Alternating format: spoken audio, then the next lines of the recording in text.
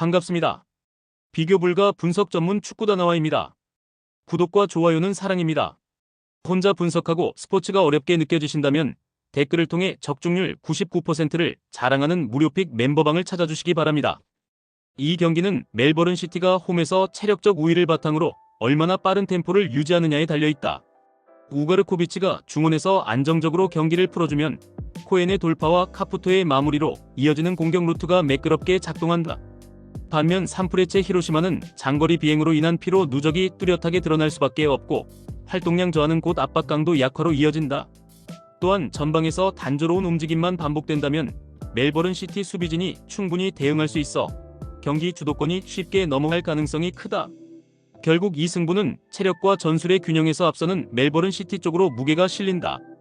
멜버른 시티는 홈에서 강력한 템포와 안정적인 전술 구조를 유지하며 경기를 지배할 수 있다. 코엔과 카푸토의 공격 패턴이 전술적으로 날카롭게 이어질 경우 경기 초반부터 주도권을 확실히 가져올 수 있다. 반면 산프레체 히로시마는 장거리 원정으로 인한 피로와 체력 저하가 뚜렷하게 드러날 수밖에 없다. 그래서 이번 경기는 멜버른 시티가 전술적 응집력과 체력적 우위를 앞세워 승리를 가져갈 가능성이 높다. 마치다는 3백을 기반으로 안정적인 수비와 빠른 빌드업을 전개하며 흐름을 가져갈 수 있다. 일본식 패스 앤드 무브 전개는 서울의 3선 미드필더들이 따라가지 못할 가능성이 크다. 반면 서울은 김주성 이탈 이후 무너진 수비와 고립되는 공격 루트가 동시에 드러나며 경기력 하락이 심각하다. 팬심 이탈과 심리적 압박까지 겹쳐 이번 원정에서는 더욱 무거운 부담을 안고 뛸 수밖에 없다. 그래서 이 경기는 체력, 전술, 심리 모든 면에서 마치다가 앞서는 흐름으로 전개될 가능성이 높다. 마치다는 3백의 안정감과 일본식 패스 앤드 무브 전개로 경기 주도권을 틀어줄 수 있다. 반면 서울은 김주성 이탈 이후 흔들리는 수비 라인과 답답한 공격 루트로 인해 전술적 해법이 보이지 않는다. 팬심 이탈이라는 심리적 압박까지 겹치면서 원정에서 흔들릴 수밖에 없는 그림이다. 그래서 이번 맞대결은 마치다가 측면과 중앙을 동시에 공략하며 승리를 가져갈 가능성이 높다. 이 경기는 중원 장악력이 가장 중요한 변수다. 강원은 4-4-2 특성상 중앙 숫자가 부족해 상대 압박에 쉽게 밀릴 수 있다. 반면 상하이 선화는 4-2-3-1 구조 속에서 3명의 미드필더가 수적 우위를 바탕으로 볼 점유율을 가져갈 수 있다. 이 점유율은 자연스럽게 공격 기회로 이어지며 강원의 수비 라인을 장시간 압박하게 된다.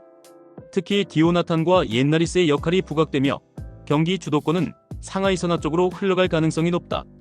결국 수적 우위에서 비롯된 점유율 장악이 상하이 선화의 승리를 견인할 수 있다. 강원은 단순한 4-4-2 전환 속에서 중원 밀도 부족이 치명적인 약점으로 드러날 수 있다. 반면 상하이 선화는 중원에서 수적 우위를 활용해 점유율을 확보하고 다양한 공격 루트를 열어갈 수 있다. 특히 디오나탄과 옛나리스의 조합은 경기 전체 흐름을 안정적으로 조율하며 강원의 수비 라인을 압박한다. 그래서 이 경기는 상하이 선화가 전술적 우위와 공격 기회를 앞세워 승리를 가져갈 가능성이 높다. 이 경기는 불이람의 단단한 3백 수비와 빠른 역습 전개가 핵심이다. 무에안타가 중원에서 인터셉트 후 킬 패스를 공급하면 비솔리가 뒷공간을 파고들며 단숨에 골 찬스를 만들어낼 수 있다. 뮬리치의 타깃형 존재감은 조우르 수비를 묶어주면서 이선의 움직임을 더 자유롭게 한다.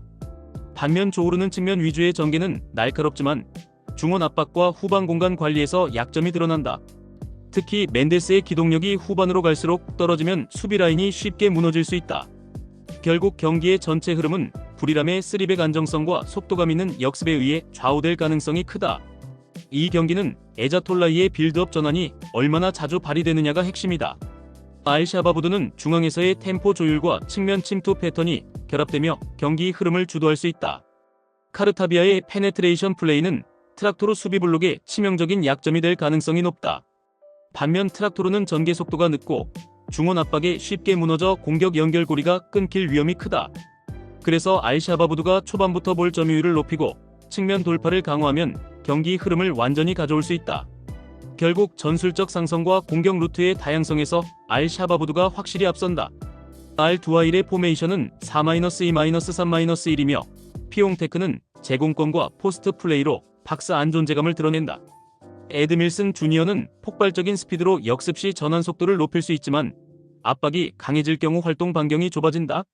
루이스 알베르토는 중원에서 창의적인 전진 패스를 시도하지만 수비 부담이 가중되면 공격 전개에서 리스크를 노출한다. 특히 수비진은 박스 근처에서 라인 유지가 흔들리는 장면이 많아 하프스페이스 침투에 대한 대응이 미흡하다. 원정이라는 불리함까지 겹치면 공격 루트가 단조로워지고 수비 집중력 저하로 이어질 수 있다.